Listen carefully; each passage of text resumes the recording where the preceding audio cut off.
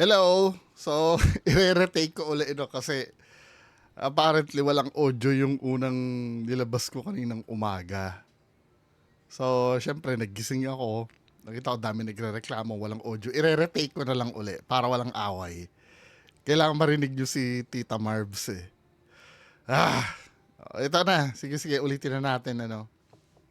Pero hindi na kasing perfect nung sasabihin ko doon sa unang video kasi hindi ko na natandaan yung mga sinabi ko kagabi eh. So play na natin to mga kababayan ko. Guys, ang video to ay para kay Bungo TV. Kasi meron pong mensahe na pinaaabot si Kuya Alex sa kanya. So pamangkin, nag-usap kami ni Kuya Alex ngayon lang. As in video call. Talagang on cam. Pero, hindi na kami nag-screenshot, hindi na kami nagbigay ng, alam niyo na, ng ebidensya. Kasi alam na namin yan. Marami na naman ang magpo-post, marami na naman ang mambabash, kung ano na naman ang caption ang ibibigay ninyo. Hindi, wag kayo mag-alala doon sa caption na ibibigay. Kung kasi ganito Tita Marbs, no. Ba't kayo alalang-alala doon sa caption na ibibigay? Kung yung pinag-uusapan nyo naman ay direct to the point. Di ba? Siyempre, pagka ang pinag-usapan nyo ay mababaw, no? Hindi na ano yun. Siyempre, mabibigyan kayo ng caption na hindi maganda. Ganon din naman. Ngayong sasabihin mo, mabibigyan din naman ng caption to na hindi maganda eh. Kung yun yung pinag-usapan nyo, hindi ko nakikita yung point.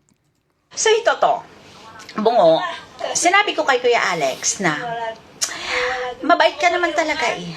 Na ikaw yung dekalibring kritiko ni Boss FLM. Kasi marunong ka, ganyan, no? Kahit na medyo Hindi kasi sawa na ako. Ito rin ba yung sinabi ko kanina umaga?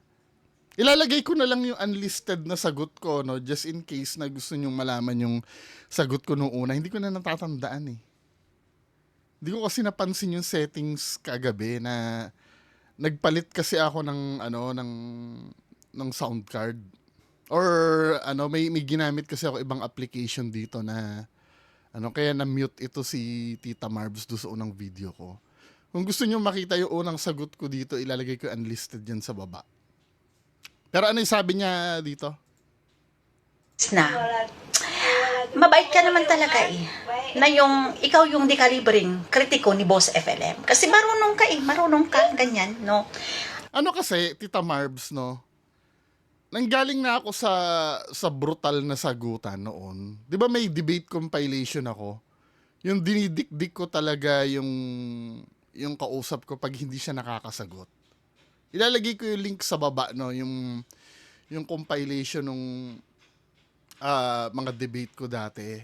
Then na-realize ko, no, hindi naman nakakasolve din pala yun, yung didikdikin. Ngayon, pagka tinanong ko na lang, no, pag tinanong ko at hindi na sumasagot, hindi niya masagot, okay na sa akin yun. Wala nang dapat patunayan. Kasi yung iba, didikdikin pa eh. Tapos na ako sa ganong era. 'Di ba? Year 2021 to 2022, ganun ako eh. Meron nga iba sa akin nagagalit, ba't hindi daw kita dinurog? Ano na yun? Okay na yun. Yung halimbawa pag tinanong kita, ayaw mo naman sagutin, hindi naman kita mapipilit dun. Kahit na medyo tinitira mo kami, pero nakukuha Ito, mo yung may sinabi kang tinitira, sabi ko kagabi yata, hindi ko naman kayo tinitira. Tinira ko ba kayo? May hindi, natawag kitang bobo, no? Nagsorry naman ako sa'yo dun eh. Kaya lang syempre, yung sasabihin ko kasi ay base din lang naman sa sinabi mo. 'Di ba? Hindi naman yung titirahin kita na yung tungkol do sa pagkatao mo. Sa bagay, ganun din naman yun. Pero yung sinasabi mong pagtira ko sa'yo ay hindi naman yun hindi naman yun nang wala lang. Kasi kayo din naman, pag nagsalita kayo, lalo na pagka nasasaktan kayo, ang tunay naman kasi talagang topic ay si FLM. Kayo kasi, pag nakarinig kayo ng hindi maganda dyan sa boyfriend mo, si Tito Norman, no? Pag nakarinig kayo na hindi maganda, grabe din naman kayo magsalita sa sa mga kalaban nyo. Si Sir Alex Pabile, finlash ko, no? Nasa baba yung yung iPhone ko eh. Tinan ko nga nandito yung screenshot ni Sir Alex Pabella sa akin. Na ang sabi sa akin ni Sir Alex Pabella, wala akong utak. Na-flash ko yata yun eh. Ayan o, so ito, ipapakita ko ha. Diba? Kayo nga eh, ganun magsalita eh. Ano bang ginawa ko? Ano ba sinabing masama ko kay Sir Alex Pabella? Wala naman. Ano ko lang ha, i-save ko to image na to. Papakita ko sa inyo. Ayan o. Ang sabi sa akin, mag-a-adjust ba yung nito? Bakit di nag-a-adjust yung autofocus? Wait lang ha. So guys, Tingnan natin kung mag-a-adjust yung autofocus ng camera.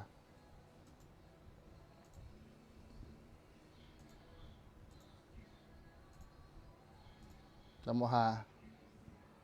Sabi sa akin ni Sir Alex Abel, si Bungo, ay mag-adjust ng hindi nag-autofocus. Ayusin natin.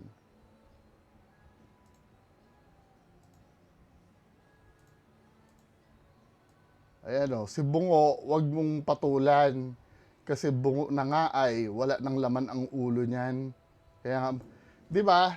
Ang problema sa inyo kasi, hindi nyo naman sinasagot kasi yung punto. Hindi ko binubuhat yung bangko naming mga antay, no? Kami mga antay kasi, may nire-raise kaming argument tungkol dyan sa idol nyo. Unang-una, wala naman talaga kayong kinalaman sa usapan, kayo mismo. Ang problema nyo kasi, mahilig kayong mamersonal. Diba? May narinig kayo hindi gusto, magagalit kayo. Katulad nung nakaraan, nireakan kita base dun sa sinabi mo. Ang gagawin mo, magpapakita kayo ng alahas.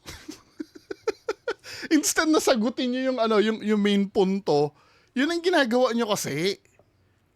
Mga malalayo dun sa di kung sinasagot nyo dead on yung argument na ni Race, problema nga naman yun kung hindi nyo alam kung paano sagutin. Kasi, sa totoo lang, Tita Marvs, alam nyo sa sarili nyo na mali kayong sinusuportahan nyo. Diba? Alam nyo naman yan eh. Nagbubulag-bulagan lang talaga kayo. Sorry ha kung masasaktan ka doon sa sinasabi ko. Alam nyo yan. Na mali yung sinusuportahan nyo, alam mo kung bakit? Nung kausap kita, every time na may ipipresent ako sa'yo, ayaw mong tingnan eh. Hindi mo nga kayang sagutin minsan pagka nagtatanong ako sa iyo eh. Alam mo yan, Tita Marbs. Sa totoo lang, huwag kayong ma-offend Lalo na si Sir Alex Pabella. Sir Alex Pabella, sorry ha. Pero tingin ko alam nyo sa sarili nyo, niloloko nyo lang yung sarili nyo tungkol niya kay FLM. Diba? Panoorin niyo yung usapan namin ni Tita Marbs. Pagka halimbawa may itatanong ako sa kanyang technical, ay hindi ako sasagot niyan, di ba? Kasi kung alam nyong totoo yung sinusuportahan nyo, diretso sagot nyo. Kami naman kahit anong anong tanongin nyo sa amin tungkol dyan sa, kasi ang main topic natin sa FLM ha, hindi yung kung sino ang mayaman sa atin, kung sino ang hindi yun ang topic natin kasi. Wala naman tayong pakialam eh. Ano ba ang pakialam nyo sa trabaho ko? Anong pakialam ko din naman sa trabaho mo? Anong pakialam nyo sa kung may negosyo man ako ngayon? Ano rin ang pakialam ko sa negosyo nyo? Wala naman tayong pakialam sa isa't isa talaga eh. Ang pakialam natin dito sa FLM. Siya kasi ang main topic natin. Ang problema kasi sa inyo, pag natatalo kayo, mamimersonal kayo. Katulad ni Sir Alex Pabella. gagawa ng skit sa social media yung Makagago Junior niya. Titirahin si Puginius. Ano yun? Instead na kung gusto niyo ipagtanggol yung idol nyo, ibuhos niyo yung resources nyo para pasinungalingan lahat ng issue na nadidiscover sa idol nyo. Tandaan nyo, ang idol nyo ay public figure. Ang piniprevent namin dito, may iba pang maloko yung idol nyo. Now, kapag sinabing manloloko yung idol nyo, dun nyo kami i-challenge. Paano mo sinabi manloloko? Ay, hindi nyo nang ginagawa nyo eh. Ay, ginagawa nyo, mapanira, pinagkakakitaan mo. At tatanong ko naman, Sir Alex Pabella, illegal bang pagkakitaan yan si FLM? Eh, yung si FLM nga pinagkakitaan ang apelyidong Marcos, wala kang palag eh. Mismong Marcos nga hindi pumapalag eh. Eh bakit kami, bawal? Asan sa batas? Kaya nga ilang beses ko na sinasabi eh. Yung pigil kayo ng pigil, instead na sumagot kayo, ang paraan nyo, pigil kayo ng pigil. Patunayan nyo illegal yung ginagawa namin na pagtapik kay FLM. Titigil ako. Yung bawal pag-usapan. Kasi pag nasa public figure kasi si FLM eh. Yun na hindi nyo kasi naiintindihan. Instead na labanan nyo yung argument na nire-raise, pigil kayo ng pigil. Sorry ako nagiging intense ako ha. Kasi namimiss nyo kasi yung point. Kung bakit namin ginagawa ito. Ang video to ay para kay Bungo TV. Kami na naman ang mambabash. Mabait ka naman talaga eh. Na ikaw yung dekalibreng kritiko ni Boss FLM. Kasi marunong ka, ganyan, no? Kahit na medyo tinitira mo kami, pero nakukuha mo yung loob na. Siguro kung naramdaman yung tinitira kayo, retaliation lang naman kasi yun. Siyempre, sabihin ba namang ako na walang utak? Sabihin ba naman ng mga tao na yung mga supporter na inggit ka lang? 'Di ba? Instead na sabihin nyo na na hindi totoo. Yung puso namin, Bungo, nahulog yung puso namin sa'yo. Kasi hindi naman talaga masasama yung mga Pero salamat po. Salamat kung ganun ang tingin nyo sa akin. Maraming salamat. yung mga supporters ni FLM. Hindi naman kami mapanira. Kami naman ay bumabanat. Kaka-flash ko lang. Na sinabi wala akong utak. Walang laman yung ulo. At some point nga may sinabi si Sir Alex Pabella sa akin na na di ba yung sinabi ko kaninang reaction ko na una, sabi sa akin ni Sir Alex Pabella, wala naman daw akong pera. Basta may nabasa akong gano'n. Nababasa ko yung sinasabi ni Sir Alex Pabella sa akin. Ganon kayo dumali. Yung mga walang kinalaman sa sa usapan. O ngayon kung wala akong pera, Sir Alex Pabella? Hindi kita inaaway Sir Alex Pabella ha. Tinatanong ko lang naman. O ngayon kung wala akong pera? Bawal na ba ako magsalita sa publiko dahil wala akong pera? Ang bababaw kasi ng batayan nyo eh. Kung ang batayan ng bawal magsalita ay wala akong pera, paano yung mga kumakausap sa'yo na hindi daw namin tinulungan ko, no? Siguraduhin mo na totoo yung istorya mo na yan, na may lumapit sa inyo na dati naming supporter na hindi namin tinulungan. Kung hindi man namin tulungan yun, hindi naman namin talaga trabaho yun eh. Hindi naman namin content yung magtulong-tulong katulad ng ginagawa nyo. Di ba? Kung tulong ang pag-uusapan, tumutulong kami sa ibang paraan. Para saan? Sabihin yung katotohanan. Napilit yung tinatago. Yun ang namin. Sorry ha, ako napapataas yung boses ko, Tita Marvs. Alam mo, magkaibigan tayo. Pero sinasagot ko ito na may diin kasi. Kasi tila parang hindi nyo naiintindihan yung ginagawa namin. Lang alam nyo na, sa social media, kung ano lang yung kaya namin ibanat. Ganon. Di ba? Kung anong kaya nyo, yung mamersonal. yung walang pera. Wala kayong pera, yung magpapakita kayo ng alahas. Hindi eh. Hindi ganito, no? Doon sa kung anong kaya nyo ibanat. So meaning, hindi nyo na talaga kayang sagutin yung nire-raise namin. Na valid naman yung argument na nire-raise namin eh. Pag may sinalita si FLM sa publiko, pag alam naming hindi totoo yun, kasi kumontra yun sa dati niyang sinabi, hindi naman mali siguro yun. Dahil alam namin may maniniwala doon sa sinasabi niya eh. Marami na nga nagrereklamo, di ba? So, ang akin lang, Bungo, no, kinausap ko si Kuya Alex, sinabi ko sa kanya na, Kuya, si Bungo, maayos naman talaga yan. Ganon, at saka Salamat, may respeto, salamat. di ba? So, ito nga, Bungo, ang mensahe ni Kuya Alex sa'yo, pagbutihin mo lang daw, galingan mo lang daw, magiging humble ka lang, ganyan. At balang araw, marating mo rin daw kung ano yung narating niya sa buhay. Pwede naman, pwede. Dahil successful naman siya negosyante. Pero yung yung sa part kay FLM, hindi ko inaasahan na dumating ako sa punto na gano'n. Pero yung pagkakaroon niya ng negosyo, no, kung lihitin mo naman, di okay din, no? Okay lang. 'Di ba? Salamat Sir Alex Pabella. Pero yung part na susuporta ako sa taong mali, kahit kailan hindi mangyayari 'yon. Mangyari man 'yon, ano, siguro hindi ko alam na mali yung sinusuportahan ko. Pero pag nalaman ko na may kalokohan, 'di ba? Magdidistansya na ako. Pero do sa pagiging successful mo negosyante, talagang hindi mo alam kung sino ako. Anyway, pagpatuloy natin. Kasi sa totoo lang, Pero pwede rin naman, pwede rin naman. napakayaman talaga guys ni Kuya Alex. Marami talagang pera. Diba?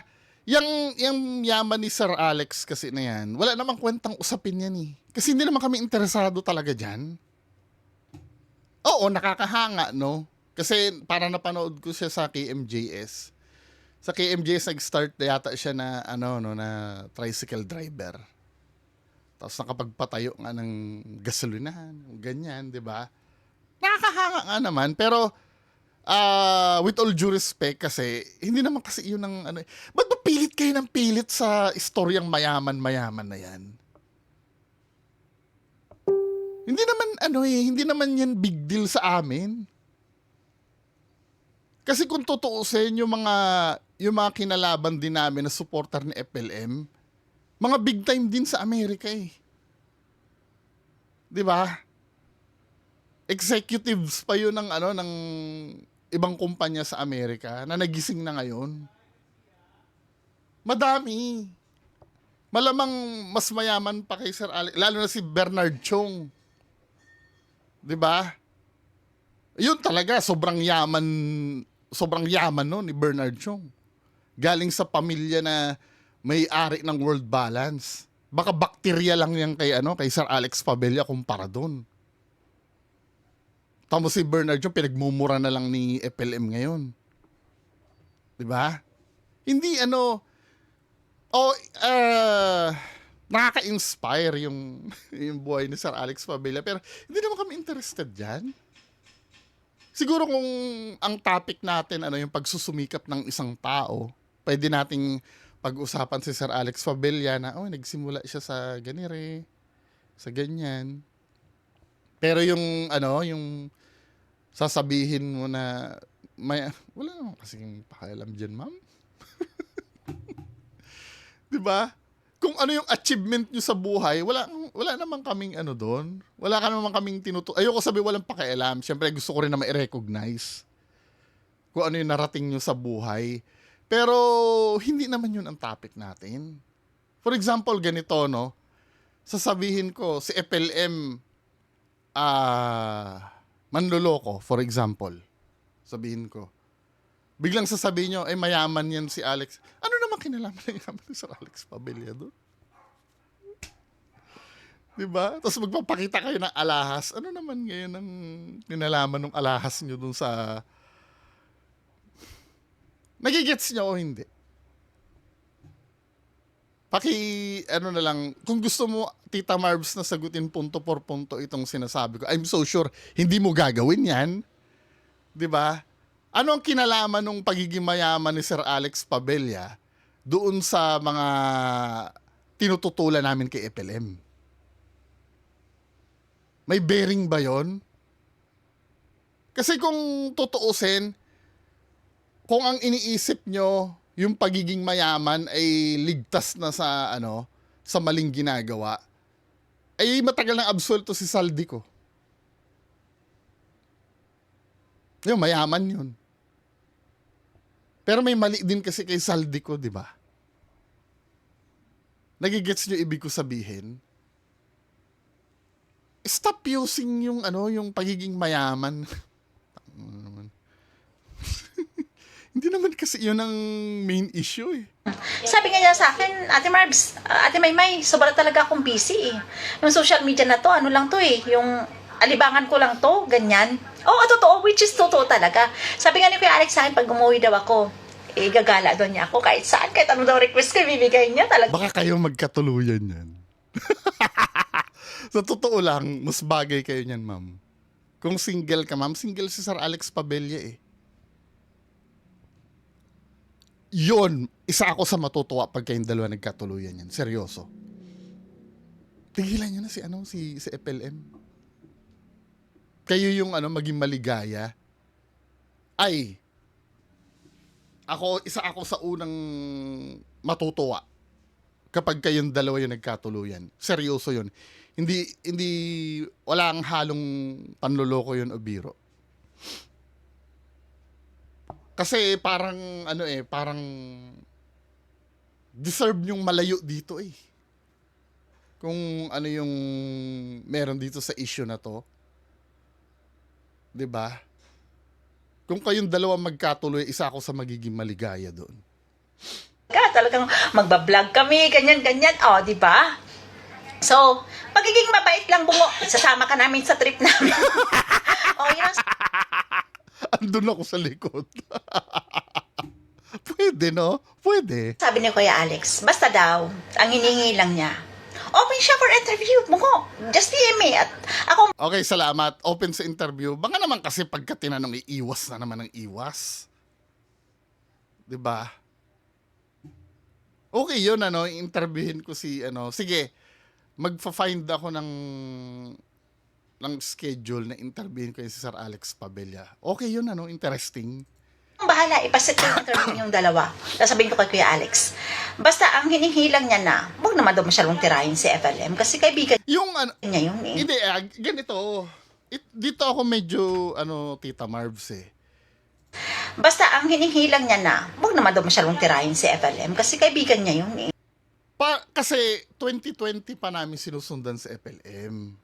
Si FLM po ay uulitin ko isang public figure. 'Di ba? At allegedly, marami na siya na biktima. Bilang isang citizen ng Pilipinas, due diligence namin sarili namin kay FLM. 'Di ba? Pag may sinabi siya ganito, paano ba yung pagtira na sinasabi niyo? Paano ba yung pagtira na sinasabi niyo? Yung bawal siyang tanungin, ganon. Yung pagtira na personalin, hindi naman siguro. 'Di ba? Pero, I'll make it sure na yung bagay na tinitira regarding kay FLM ay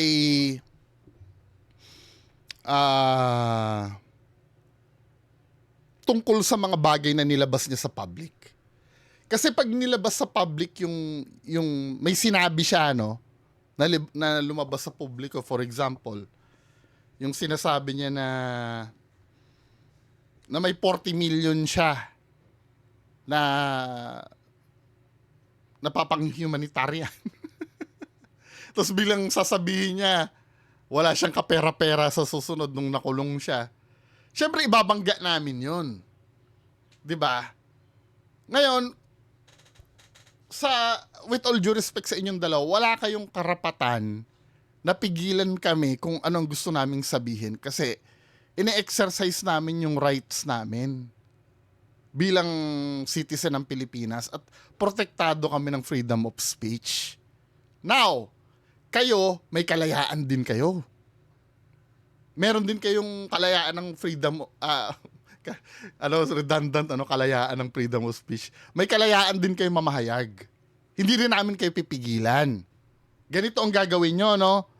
May sinabi kami, FLM, hindi naman pala totoo yung sinasabi mo eh. Kasi yung sinabi mo dati ganyan. Ang gagawin nyo naman, soplain nyo kami.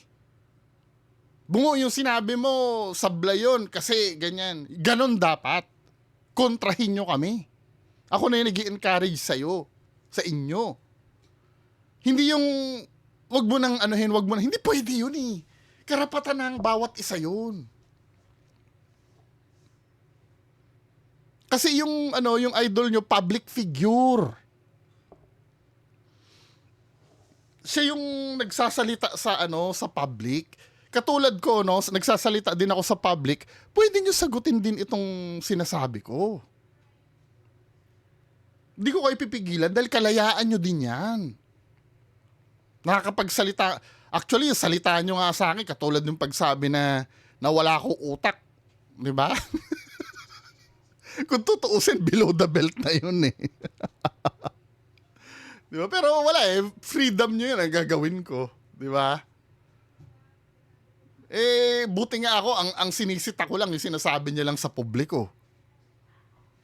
Di ba? Ngayon, yung sa mga kasamahan ko, kung yung iba tinatawag siyang kulaong or tinatawag siyang kabayo o kung ano man yung hindi ko na bahala sila. Pero ako, maaasahan nyo ako na dun lang ako sa bagay na nasa publiko. Pero sasagutin niya lang yun, kaya niya lang sagutin, pero yung talagang titirahin sa programa, sa live sa FLM, wag naman daw ganon. Anong sasagutin ang kailangan sagutin? Isa pa yan, pag tinatanong kayo, hindi rin naman kayo sumasagot. Ayaw nyo, hindi, ganito, ayaw nyo tirahin sa FLM. Iniisip ko din naman, baka naman kasi mali din naman ang pagkakaintindi namin kay FLM. Sige, bibigyan ko kayo ng parang katwiran, Baka naman kasi mali ang sinasabi namin tungkol kay FLM. Ang mangyayari niyan, para malinaw, tumututol kayo naman ang tatanungin namin. Ngayon, kung hindi naman kayo sasagot, ba't nyo pa kami pipigilan? Kayo nga mismo hindi nyo masagot. 'Di ba? Kasi anong pag-uusapan natin kung hindi naman pala kayo sasagot?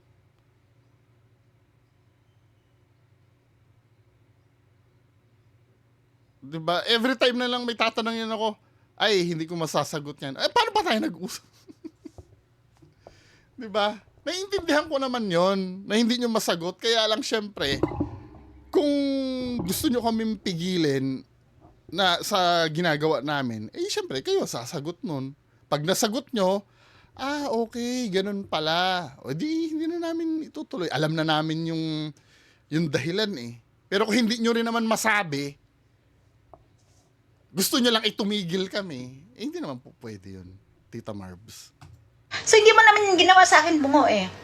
So, ang sabi lang niya, wag lang daw damayan ng pamilya, ng mga anak. Hindi, makakaasa kayo sa akin na hindi ko gagawin yun. Makakaasa kayo ng lubusan. Hindi, pwede mamimension ko yung pamilya kung kinakailangan, pero minimake sure ko na makabuluhan kung paano i-mention yung pamilya niya. For example, uulitin ko yung sinabi ko kaninang umaga do sa video ko. Halimbawa, may nagtanong kasi may issue siya sa apelyido eh. Tinanong kami, Sir Bungo, paano yun yung anak niya? Ang name Marcos pa rin, di ba canceled na yung birth certificate niya? Mamimension namin yung anak niya na ay nako, malaking problema yun sa mga bata. Hanggang ganon, kasi kailangan kasi na ma-mention eh. Hindi kasi pwedeng iwasan yun eh. Yung mga ganon. Pero yung out of nowhere siguro, yung itatopic namin yung anak. Ako lalo na ako. Diyan nga kami nag-clash ni Food, sa bagay hindi naman kami nagkasagutan ni Food Genius. Tinutulan ko lang yung ginawa ni Food Genius kasi nag-post si Food Genius ng picture nung bata. Nakalagay doon, kinukongratulate niya naman doon sa parang moving up nung bata. Kinocongratulation ni Food Genius.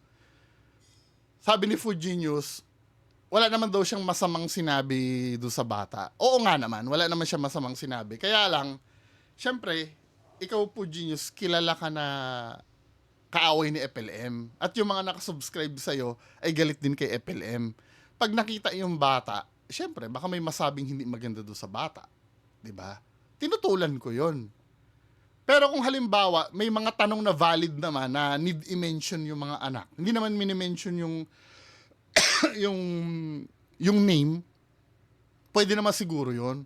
Or yung mga magulang niya. Kasi, for example, ganito, no? Sabi gano'n ni FLM, nanay niya daw ay prinsesa ng Cordillera. Biglang pinakita niya yung nanay niya na doon pala nakatira sa bundok. 'Di ba? Siyempre mapapag-usapan namin 'yon. Pero hindi naman totally na tinitira si Nanang Remy noon. Kasi siya din naman ang naglalabas noon eh. Nung ganong topic. Tapos yung mga kapatid niya naman sinabi niya, may isang vlog siya, sinabi niya nag-iisa daw siyang anak. 'Di ba? Sabi niya nag-iisa siyang anak. Yung pala marami siyang kapatid. Siyempre, mame-mention namin yung mga kapatid niya. Pero hindi dahil trip lang naming idama yun. 'Di ba? Sa akin, makakasiguro kayo kung mabanggit ko man yung anak, kapatid at pamilya ni FLM, makabuluhan kong gagamitin yon. Pero doon sa mga kasamahan ko, beyond my control na yon. Beyond na sa control natin. Pero sa akin, makakaasa kayo, ma-mention ko man yung mga mahal sa buhay ni FLM, makatwiran. Yun lang ang maipapangako ko. Kasi, isa rin kasi yan sa mga kinikwento niya eh. Nadadamay din dahil sa kanya, for example, yung anak niya, sasabihin niya, 2.5 daw ang baon sa isang araw. 'Di ba? 300 daw pinapangkain yata, tapos 2 plus yung pinapang tulong sa kaklase. Siya rin na nagme-mention kasi. 'Di ba? Kaya ako dito, naririnig nyo ba na nagme-mention ako ng mga kapamilya ko? Oo, bihira sa mga bagay na lang, na makatwiran, 'di ba? Pag halimbawa nagkikwento ako, pero yung hangga't maaari hindi ko nilalabas eh. Kahit pagmumuka ng mga nanay ko yata na ilabas ko once, pero yung mga kapatid ko, yung mga hindi. Ang daw tirahin yung mga, alam niyo na mga kapatid o sino dyan. Kasi yung ginagawa natin sa social media, tayo lang to. Tayo lang yung involved dito. Huwag na nating halongkatin kasi yung mga yan may mga private na buhay. Oo, totoo naman. Pero kaya lang, mababanggit sila kapag kokontrahin na yung sinabi ni FLM. Siya din naman kasi nagbabanggit niyan eh. For example, anak ako ng prinsesa ng Cordillera. Siyempre, i-check namin, totoo ba? Tapos makikita namin si Nanang Remy. Siya din ang may dahilan nun eh. 'Di ba? Pero, promise, makakaasa kayo sa akin na hindi ko idadama yan nang wala lang. Ma-mention man sila, may respeto, at saka kinakailangan talaga. 'Di ba? Hindi yung Maraming nga nakisimpatya kay Nanang Remy tsaka kay Tatang Gilbert nung pinakita niya. Wala namang sinabing negative dun sa tatay niyan. Si Nanang Remy, medyo, kasi si Nanang Remy parang publicly kinukonsinti niya yung anak niya eh. 'Di ba? Paano niya kinukonsinti yung anak niya? Kasi sinasakyan niya yung fantasy. Yung kinikwento niya, si Pacifico daw, na-meet niya sa Pasay. 'Di ba?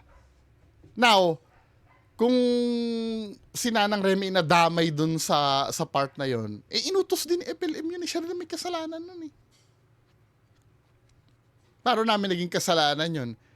Maniniwala ba kami na nakakasalubong nung araw ni Nanang Remy si Pacifico sa Pasay? 'Di ba? syempre iko-correct namin yung naririnig naming para sa amin ay hindi tama. O baka tayo lang, magtirahan tayo, walang problema. O, di ba? Kasi kami lalaban din kami ng tirahan, ganyan, no? Yan kasi ang problem sa inyo. Ang gusto kong labanan nyo sa amin, with all due respect, no, Tita Marbs, ang gusto kong labanan nyo sa amin, yung mga sinabi namin. Kasi ang problema sa inyo, dinadala nyo sa malayo lagi ang laban. Dinadala nyo lagi sa payamanan. Saan ba sa sasabihan ng mga bagay na hindi biruin mo hindi ko kayo kilala. Sa totoo lang, si Tita Marbs, hindi ko naman kilala yan. Si Sir Alex Pabilla, hindi ko rin naman kilala. Tinatopic namin sa FLM, biglang sasabihin ni Sir Alex Pabilla sa akin, wala akong utak. Wala akong pera. 'Di ba? Okay lang sana kung okay lang sana kung sabihan ako ni Sir Alex Pabilla na na alam mo, walang utak yan si Bungo kasi hindi niya alam yung sinasabi niya tungkol kay FLM. Si FLM kasi ay ganito, ganyan. At least yun, may kinalaman eh. Pero biglang sasabihan na lang ako na walang utak. Na hindi naman ini-explain paano ako nawala ng utak. Kasi hindi na masagot yung punto na nire-raise namin. 'Di ba? Ako man dati, Tita Marbs, no, nasabihan man kitang bobo do sa reaction video ko, ine-explain ko naman kasi kung paano. 'Di ba? Although na nasaktan ka doon, I'm so sorry. Pero sa akin naman kasi, frustrations namin yun eh. Ang sinabi mo kasi doon, parang ang sinusupply ni MG sa mga tao ay galit. Hindi. Sinusupply namin ang katotohanan na kung magagalit sila, kung na-feel nila naloko sila. Dahil audience kasi yung mga tao eh. Hindi namin kasalanan yun. Hindi naman namin sinasabi na, oy, magalit kayo kay FLM. Para sa ang reason. Hindi, basta magalit lang kayo. Hindi naman kami ganun eh. May ilalatag lang kami na kontra do sa sinabi niya. Wala. Ano gagawin natin? 'Di ba? Kung kayo din naman, hindi naman kayo sinusubuan ng galit. Nakita nyo lang naman kung paano tirahin ni MG si FLM. Nakaramdam kayo ng hindi maganda kay MG. Kasi nga, mahal nyo si FLM eh. Kami, kung ano yung nararamdaman nyo para kay FLM, yun din na nararamdaman namin sa mga tao na tingin namin ay nabibiktima. Same lang tayo. Ang kaibahan lang natin, kami, minimake sure namin na yung sinasabi namin ay may backup lahat. Hindi yung basta magsabi lang kami na, kaya nga, sinasabi ko sa inyo, pag nagsasalita ako tungkol kay FLM, kailangan may maipakita talaga ako ditong evidence. Hindi ako pwedeng magsabi na si FLM ay budol. Hindi ako pwedeng magganon lang. Mayayari ako doon. Di ba? Ganyan ang mga professional vlogger, di ba? So, ito Professional ba naman yung sabihin walang laman ng ulo ko? lang yung masabi ko sa iyo, Bongs, pamangkin. Ha? Be good. Panatilihin mo yung respeto. Alam naman natin yung platform natin dito sa social media. Naiintindihan natin. As long as naman na yung ating pagiging kritiko, yung mga freedom of speech natin ay hindi natin masyadong maaabuso. Correct. 'Di ba? I do agree. So, okay na yan, ha?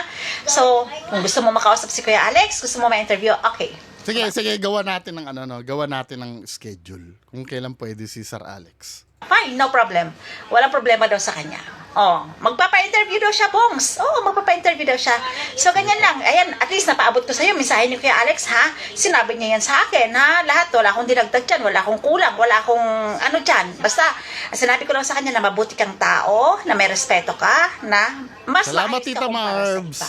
At sa ibang mga vlogger naman, Kaya kahit paano love na love ko to si Tita Marbs eh. huwag na kayo mainggit kay Bungo, ha? Wala eh, talagang nakuha ni Bungo yung aming heart eh, ang aming kiliti eh. So, yun lang naman. Maraming salamat, Tita Marbs, do sa I hope na hindi mo rin masamain yung mga sinabi ko. Kasi sometimes, ang nafe-feel ko kasi parang kayo lagi yung ape. 'Di ba? Hindi naman kayo lagi yung ape. Nagkataon lang kasi na pagka-teknikalan ang pinag-uusapan or kasi ang hinahanap namin, labanan nyo kami doon sa sinasabi namin eh. Yun kasi yung hinahanap namin eh. Kasi ang habit nyo talaga, katulad nung sinabi ko kanina, dinadala nyo kasi lagi sa malayo yung laban. Sinabi lang namin, sinungaling talaga si FLM. Biglang idadala nyo sa payamanan ang laban. Hindi naman kasi maganda yun, Tita Marbs, di ba? Anyway, yan lang naman ang pag-uusapan natin ngayon, So, ito, na-re-upload ko na. Pasensya na doon sa unang video na nilabas ko. Kasi walang audio si Tita Marbs. Ito yata may audio na. Checkin ko na lang. So, magandang hapon na sa inyo lahat. Bye-bye.